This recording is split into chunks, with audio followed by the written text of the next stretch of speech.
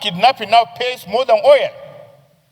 Kidnapping pays more than sitting as a senator or sitting in the villa. And therefore, as lawmakers, what do we need to do? We now look at kidnapping and say we must amend our laws to say kidnapping is a terrorist act and must therefore be treated as such and must therefore carry the death penalty. And I represent Bauchi, Center of Bauchi State. Mr. President, this is not an interesting time in this country.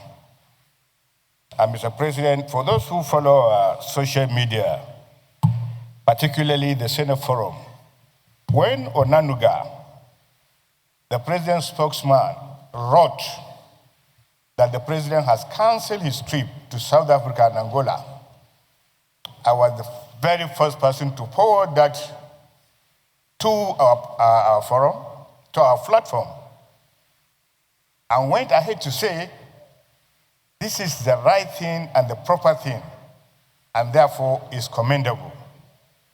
I'm not an APC man.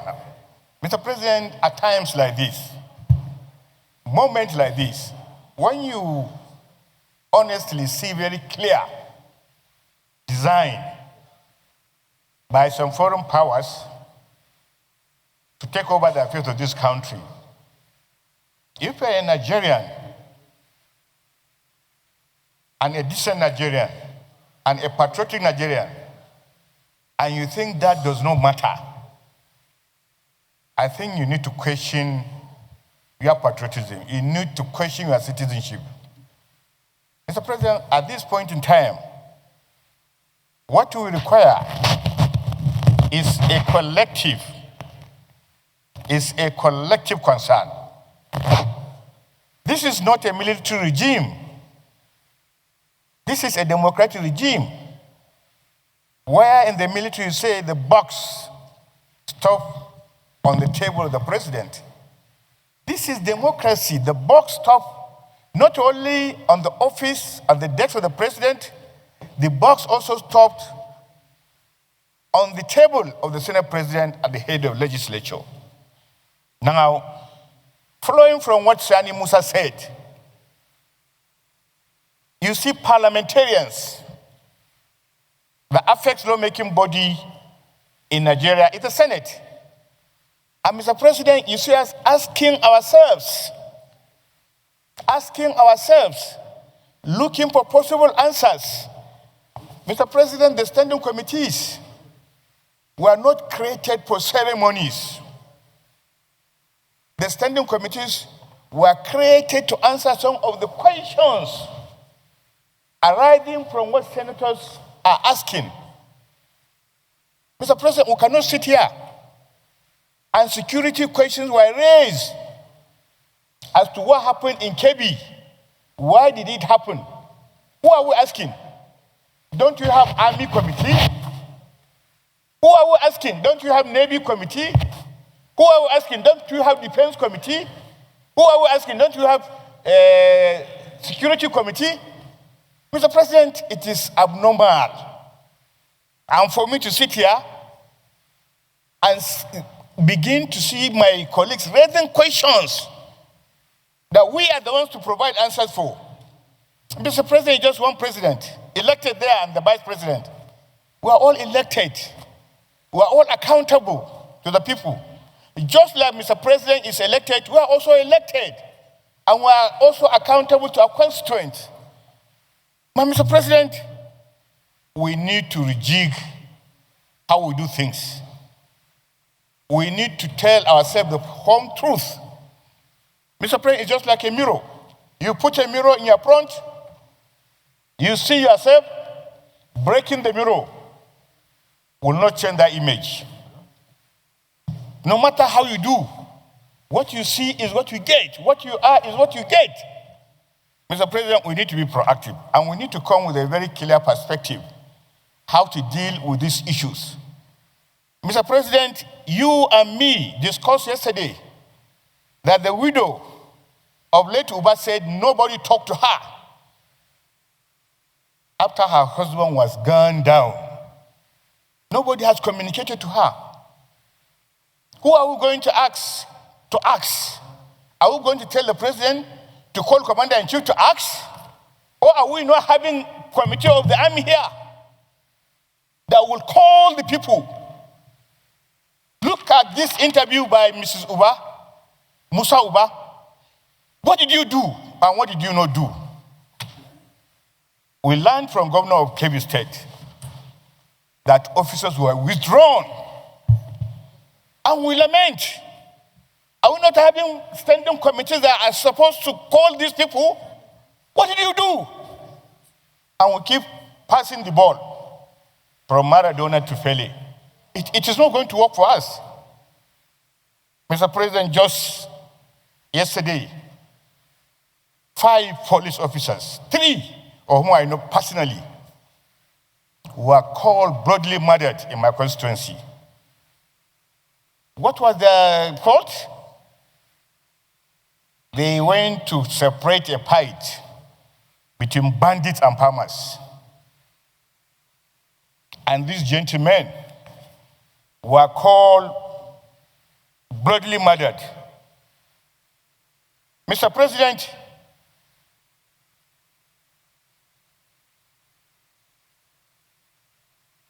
by your leave, I will have the honor to call the names of these officers.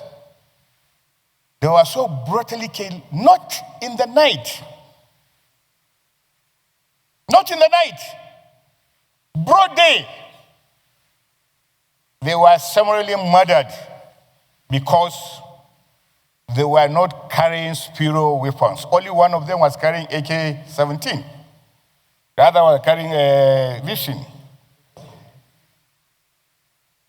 AK-47. AK-47. Only one of them, the DSP. And the names of these officers, I will call their names. This is the reality of Nigeria. DSP Ahmed Mohammed, killed. Assistant Superintendent Mustafa Mohammed, killed. Inspector Amahil Yunusa, killed. Inspector Idris Ahmad, killed. Corporal Isa Muazu, killed. In my constituency, local government Darazo. Mr. President, you can imagine the agony that these families are undergoing. Mr. President, in the time past, we're having some of the best military formations, military officers. We're having some of the best police officers and police formation all across the globe. In fact, at a particular time, Major General Agwai got an outstanding honor as one of the best serving generals in Africa. And today, Mr. President, did you ask yourself whether the Agwais and the Dambados of those years and several, the Enjumas, several of them that are still alive, whether anybody has called these officers to say, please, gentlemen, where did we miss it? Why were we the very best military country in Africa? Why were we the best police country in Africa? And where are we here? So it is a collective endeavor, Mr. President, and as long as we continue to see kidnapping as just a crime, we're not going anywhere, because kidnapping has so much been commercialized. People are leaving their jobs in cities and villages, and kidnapping now is one of the best paying jobs in Nigeria, all across. In fact, kidnapping now pays more than oil. Kidnapping pays more than sitting as a senator or sitting in the villa. And therefore, as lawmakers, what do we need to do? We now look at kidnapping and say we must amend our laws to to say kidnapping is a terrorist act and must therefore be treated as such and must therefore carry the death penalty. And that is some of the ways we have to go. Mr. President, the entire security architecture of our country we need just to sit down. It is not about talking in plenary here. It is not talking about one committee or the other. We must be able to find out. It's not about just national security. Every committee that needs to answer his name must answer his name here in plenary or in executive session.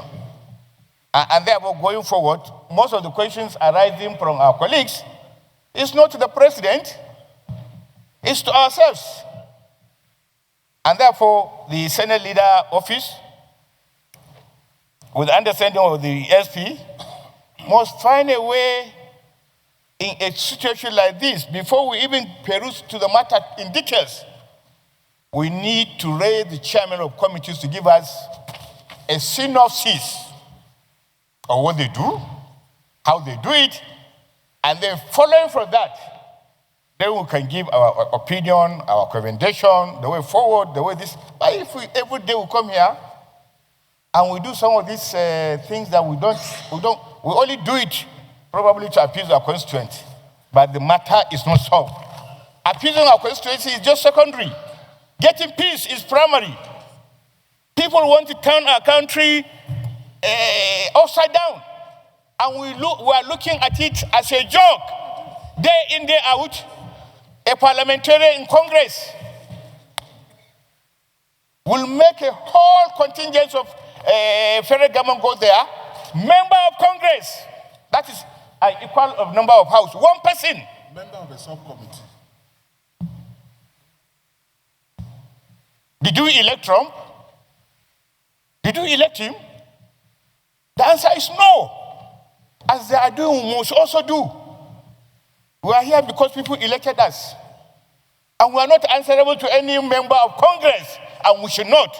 But we can partner.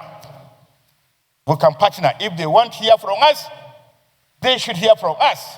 If we want to hear from them, we can hear from them. I've been to the Congress 3 times. I've been to UK Parliament 3 times. All on equal pedestal.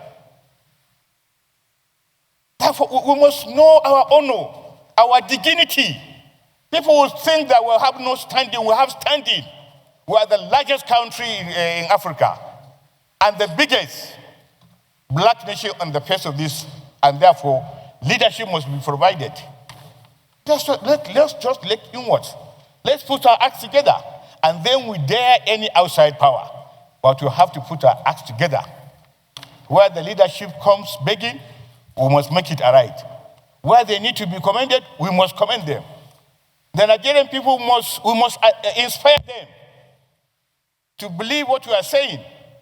Every day we talk like this, you go to the media, you go to the press, it's all talk. And that is true.